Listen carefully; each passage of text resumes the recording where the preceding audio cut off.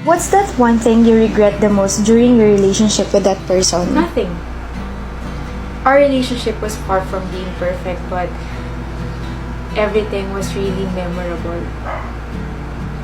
Siya mismo. Ay, bakit lagi mo sinisingit sa usapan natin kung sino mas matimbang sa inyo ng mga kapatid ko? Bakit kapag ipit ako sa pera, pinipilit mong tanggapin ko yung binibigay mo, tapos kapag hindi ko tinanggap, sasabihin mo, tatanggapin mo o makikipaghiwalay ako sa'yo? Corinne, nung niyaya mo ako sumama sa inyo ng mga kaibigan mo, sabi mo kailangan mo lagyan ng pera yung wallet ko kasi sabi mo magmumukha akong kawawa dun eh. You see, marami akong hinanakit 2 years ago na hanggang ngayon dala-dala ko pa rin. Hindi ko maintindihan kung bakit kailangan mo akong insultuhin ng paulit-ulit. Hindi ko alam kung bakit kailangan mo akong papiliin lagi, Agosto. I was immature. I wasn't aware na ganyan yung nararamdaman mo. As I've said earlier, you never said anything. Hindi madaling maglabas ng sama ng loob. Lalo na kung yung taong yun sarado yung isip palagi. I'm sorry.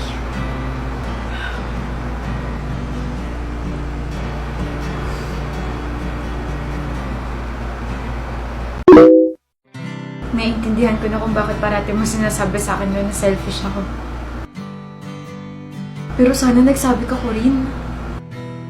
Kahit isang beses. Sana nagsabi ka. Sana nabigyan mo ko ng pagkakataon para mabago yun. Sinabi ko sa'yo isang beses kung ano yung tunay na salubin ko sa tuwing pinag-uusapan natin yung pera, Agosto. Huh? Kaso sinigawan mo ako. Sabi mo nagmamagandang loob ka lang naman. Na malinis yung intensyon mo. Nagalit ka kasi na-insulto kita dahil sabi ko hindi ko kailangan ng pera mo. Wala akong maalala sinabi ko yan. Wala akong maalalang ginawa ko yan. Madaling makalimutan kapag tayo nakakagawa ng mali. Pero yung nagawa natin ng mali, asahan mong hindi niya makakalimutan yun kahit ilang taon pa yung lumipas. I'm sorry. I'm really, really sorry. Sa totoo lang, akala ko may iba pang rason kung bakit mo nagawa yung mga yon. Pero ngayon narinig ko yung dahilan mo. Hindi ma-justify ng pagiging immature mo yung actions mo. Siguro nga maganda na nag-uusap tayo ngayon para kung sakaling magmahal ka ulit, alam mo na kung ano yung mga dapat mong iwasang gawin. I doubt that. Paano kung magmamahal ulit kung hanggang ngayon ikaw pa rin? Ang dami ko ng problema. Pati ba naman yan, iisipin ko pa rin? Do I still have a chance na i-prove sa'yo na nagbago na ako? Wala na. That hurts. You answered me without any hesitations. Sa tuwing pinapapili mo ko noon, sobrang hirap.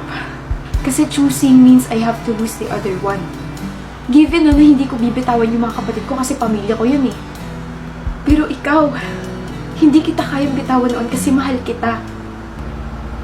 Kasi mahal mo rin yung mga kapatid ko. Pero habang kausap kita ngayon, na-realize ko na I never chose myself, AA. Palaging mga kapatid ko bago ako. Trabaho ko bago ako. Ikaw, bago ako. Kaya kung bibigyan kita ng pagkakataon ngayon, parang pinipigilan ko na ulit yung sarili ko sumaya.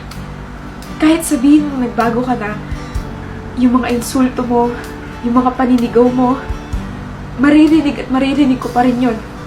Yung sakit, nandito pa rin. Kaya parang huwag mo na akong pahirapan ulit, ha? I understand. Thank you for telling me all these things. At hindi ko kaya hindi magalit sa sarili ko. It's nice to see you again, Corinne. Is there anything you want to say to that person na alam mong never mong masasabi sa kanya? Yeah, meron po. Ano yun? I hope one day you learn how to choose and prioritize yourself. Because those are not selfish acts. You're just giving yourself peace of mind. Sana hindi nila kita nakilala. You deserve it, Corinne.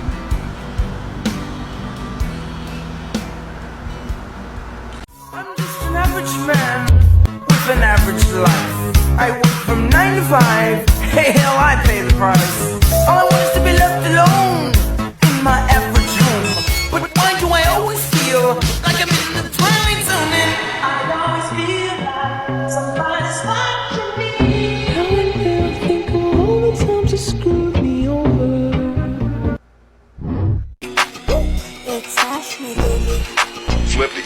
Nakita mo ba yan? Alin? Yung nasa harapan Saan? Basta lamingon ka na lang. Anong meron dyan? Ewan ko masyadong maiwaga. Sobrang kinis niya kaya ang daming humahanga. Teka malapitan nga nasa na ba yun? Marami din kasi akong gustong itanong. Ano kayang sikreto niya? Ba't siya ganon? Ano ba talaga yung ginagamit ng sabon? Walang galo sa malat Napapalingon lahat. at para bang ibay sa salangat. Hindi rin kataka-taka na sa kanya maakit ka agad. Dahil sa kagandahan niyang sagad.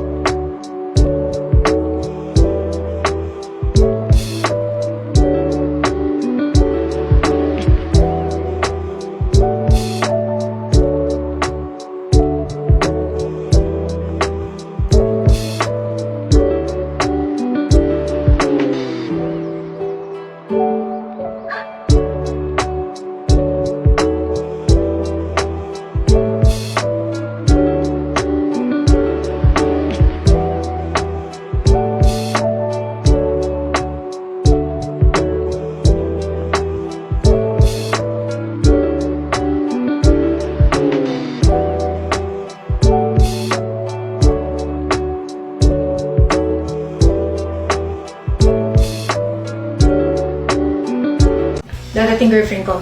Huwag sana kayo magulo. Finally. Hoy Lloyd, huwag ka raw magulo. Sira ulo. Ikaw huwag magulo, Antonio. Guys, please. Oo na. Mababait naman talaga kami, sorry ni. Don't worry. I'm serious. Seryoso rin kami. I trust you both. Ngayon mo pala siya ipapakilala, di ba? Maganda ba? I stalked her yesterday. She's hella photogenic. Upapanlin lang pre. Maraming mala itsura sa pictures nila. Kala mo maganda pero bagsak pala. What? Wala. Antonio, why would you stalk her? Curiosity. She's here.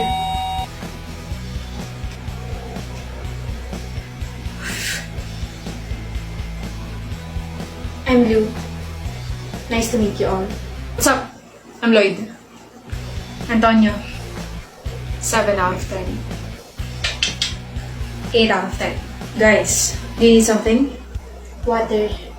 Noted. I'll be back. Take a seat. You're right.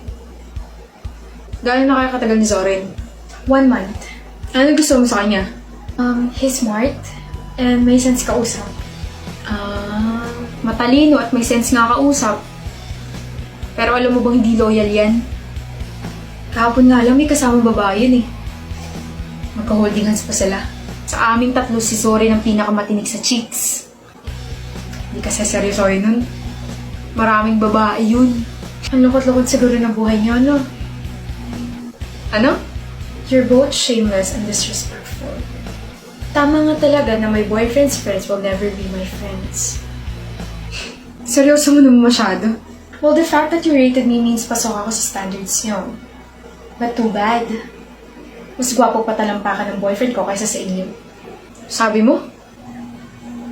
Here, babe. Thank you.